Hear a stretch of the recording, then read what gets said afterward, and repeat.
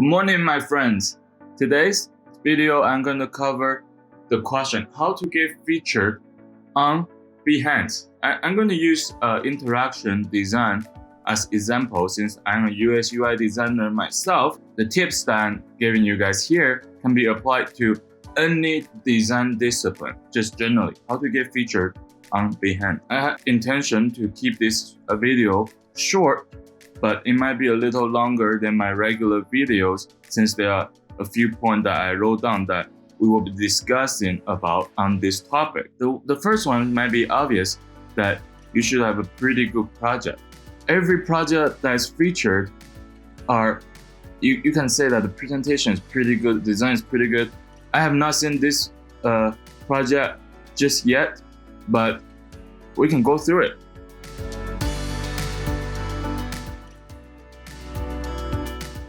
You can see that this person not only designed a product, the intersurface, and also made this really cool design to show us what happened inside of this product. Simple description, but look how clean it is. It's just a little good spacing, images. When it comes to sketch, when you show a sketch, get a clean sketch. When you show your flowchart, do you use a grid? This one may or may not use a grid, but it looks as clean enough to be using a grid. You want your project to look very clean, right? I think, in generally speaking, you want to have a very nice project. It doesn't have to be perfect. I look at, because they do have to feature, right now, I think it's 2 projects a day. They have to feature something, so they don't have to be perfect, but they need to be good enough. They need to be clean enough. Give people that feeling they want to look through it and feel like it's awesome. I look at this a little bit ago, and then you can see this is a clean, good feeling project. There's not much crazy grade to it. It's just simple templates showing a big screen, the 2 little phone screen, and it just kind of clean, and it's short. This one, I wouldn't say it's over the top, out of the world, but you got to make something that presents, make people feel awesome, and that's and then so make a good enough project. That's the first step. The second step I will be discuss about is getting lots of likes. The first week, I think a project generally that can pass about 100 appreciations on Behance can easily be featured. Why is that? Because you show up on people's first search. You think, how do they suppose to find a project to get featured? And of course, I don't know if this is exactly what happened, but when you click on search to see new projects, and then instead of recommended, they will probably look at some of the most recent ones, and then look at the covers and go, okay, maybe this one look kind of cool, maybe that one, I don't know. But then they can see the like account. You think the first impression of having 50, 100 likes, right? When you can do this new search, those projects are more likely to go, hey, what's so cool about those ones? Let's give it a look, right? If your project have a lot of likes and happen to be okay, it doesn't have to be perfect, it might get featured. Let me show you guys a quick way to get lots of real organic likes. Just say, for example, if you guys are UX UI designer like me, a lot of people in my community who will be watching this video, you guys can get this idea. You go to the UX UI design field, go to the most recent one, and let's just click on this project, and then you go, okay, all right, this is a pretty cool project. Let's just give it a like, and then make a comment. Say, this looks pretty cool. So whenever you see a actually pretty awesome project like this one, pretty clean, you want to get the person an appreciation, and then give people some comment. And when you do that, you give people opportunity to come back and look at your project, because now they see your name and they might just click on it and go view your project. This is so far I find the most helpful way to get organic likes. When I say organic likes, I mean without paid promotions or people that cheat and then buy likes, right? We don't want to do that, because buying fake likes will not truly help you, because a true like and a true follower will, every time when they like something from your project show up on their feed, on their followers' feed, so their followers will see it. Say if one day a person with 100 followers, which is not very big, but with 100 followers liked your project, that means, hey, there's a chance that this 100 people will see it on their For You page. And then, you see what I mean? Having a real organic like is very helpful. So you go around and then look at people's projects and then give them some likes will actually help you. And when you actually get people comment, they're more likely to go and then say, oh, Eric, he liked my project. What does he do? And then give you some likes. And then I would recommend you guys to try this out. Go out and sincerely comment on 10 recent projects. All right. The next one I will talk about is working with other influencers. Working with people that are currently really popular. So let's talk about Ice. Ice was the first project I had that was featured on Behance. It just happened that in the last year, this project was featured in XD gallery, September 6th. So what happened? I would say this project is pretty cool. Like most of the people sing it, love it. Myself, when I made this project, I had the feeling that this project is the one that will give me my first feature, because I feel like this was above and beyond what I seen on the interaction gallery. I said, this looks cooler than most of the stuff I seen there. I'm not going to go through my own project, because you guys can of course look at it on my social media page, and I'm just not going to be like talking about my project, because I mean I can talk about everybody's project and promote everybody. I don't like to promote my own project, but I'm going to tell you what I think really helped. This project involved Ben. Ben is a very, very popular, influential photographer on Behance at this era. See, recently he has been, this is just the end of last year and beginning of this year and several years. This is when we made Ice project together. And then, but before he did the Ice project, look how many times he get featured lately. He was on trend. He was big. He was important to Behance catering team. He was making photos that are so amazing that kind of like we cannot not feature this guy. So when I saw his project, I believe it was probably this one, because it's featured on Behance.net. This is the biggest feature. This is on the homepage of Discovery. Almost everybody will see this project. So when I saw his featured by Behance project, I believe it's probably this one. It's when I contacted him. He was already really big, probably not as big as right now, since he has been featured in the best of Behance again, a couple photography, 2 feature with me, and another 2 feature here. But he was really big. I wasn't sure he will contact me. He will contact me back, but he did. I'm not saying everybody will contact you back. I contact a lot of people. A lot of people didn't care. When you make a portfolio, I just use my for example because this is what truly happened. I made all this project. A lot of these projects are pretty cool, and a lot of projects I thought could have been featured, but didn't.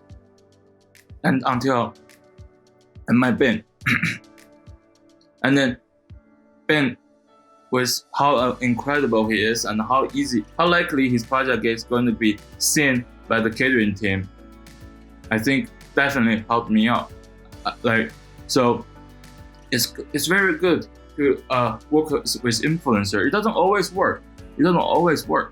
Like after I worked with Ben, I also worked with Easy and T-Twins. Those people are all having a lot of feature, but not every project worked out. I also was on Adobe Live. That project didn't get featured. So it doesn't always work, but it works sometimes.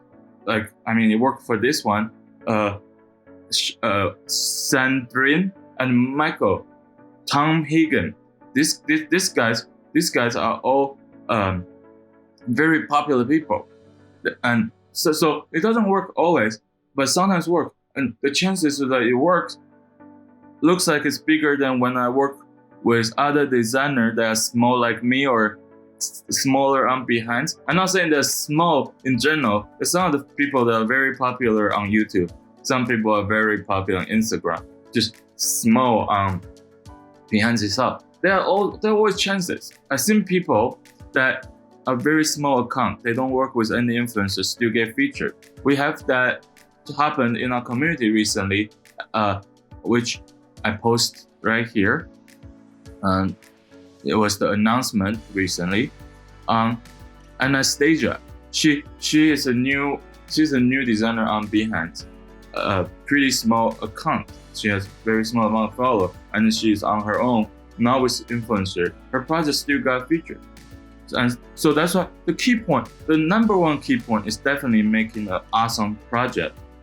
But a person like me, that my projects are not always so awesome, having a big influencer helps. My next point, which is the last point I prepared today, because I'm not going to give you guys a lot of random tips that might work. I'm going to tell you guys the stuff that seems to work really well. So these tips, most of the people that are already in my community should know by now that I design in Adobe XD. Why is this so important to design in Adobe XD if you want to get featured? It's because there's a gallery called Interaction, and there's a gallery called XD Gallery. Interaction Gallery will include all the designs came from the world, from different programs. This gallery will include people designing Photoshop, Figma, and the people that design Sketch, and many other design apps. This gallery, want to get featured in this gallery, is much harder than being featured in the XD gallery or any other smaller tools. Of course, there are a lot of people using XD, but they're nowhere close to all the designers in the world. And then let's just say Adobe has a couple newer apps or not very popular apps. I'm going to give you a few examples, and you guys can think about it. For example, the Dimension app is newer and lesser popular. And then the Arrow, I believe that's how you pronounce it, the thing that make is it AR or VR? And apologize. I'm not very into that world. It's not my discipline. Fresco, the Adobe Fresco. Those products are much lesser popular compared to Adobe Illustrator or Photoshop. You see what I'm saying? When you want to get featured in the Photoshop gallery or Illustrator gallery, the chance is much smaller because you're competing with a lot more people. Say if each of these gallery only gave out 2 or 3 features a day. It used to be 1 when I first got featured in XD, but they will explain it. The more popular product game, they have more features a day. The lesser popular ones has only 1 or 2 features a day.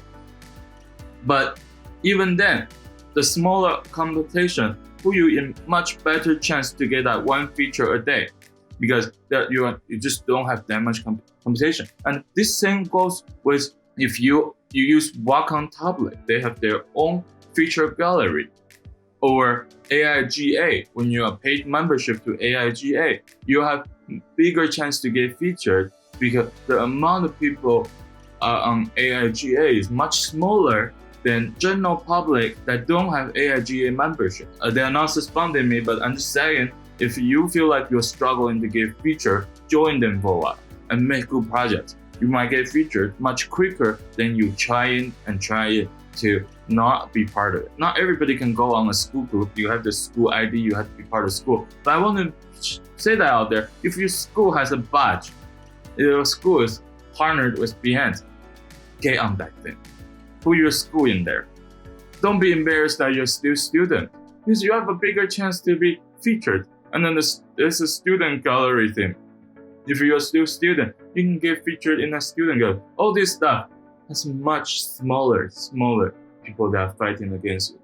Imagine being the best of your school compared to the best of professional world. That's how big a difference that is. Of course, there's a downside of being featured in a small gallery. Being featured in a small gallery means your audience is small.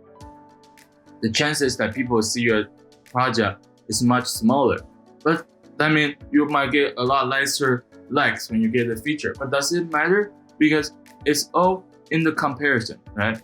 And then once you are featured several times, Behance are actually more likely to feature you because they know who you are. They know when you produce content, this is much better. I'm using myself as an example. I was on Behance posting for like over 4 years before I got this feature. Of course, I didn't post very much in the first 4 years, but I was there posting, right? And then once I got featured, the first feature in September, the next feature in September, the next feature in December, and December. You see how close these features are.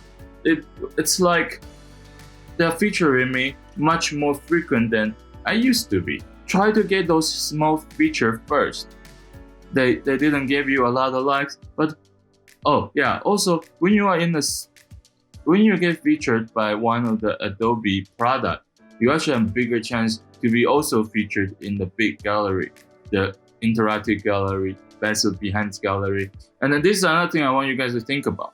This is my very last tip for you guys. It's related to the gallery. In each of these gallery, there are many different things. So see, there's the UX UI in the interactive. I believe there's also the icons, the stickers, whatever.